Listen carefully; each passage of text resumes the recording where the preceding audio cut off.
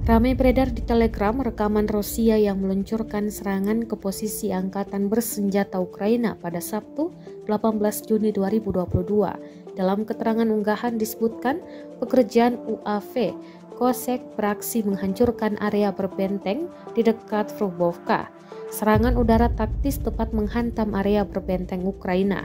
Secara total, sebagai akibat dari serangan udara, sejumlah tentara Ukraina gugur dan unit peralatan militer dihancurkan.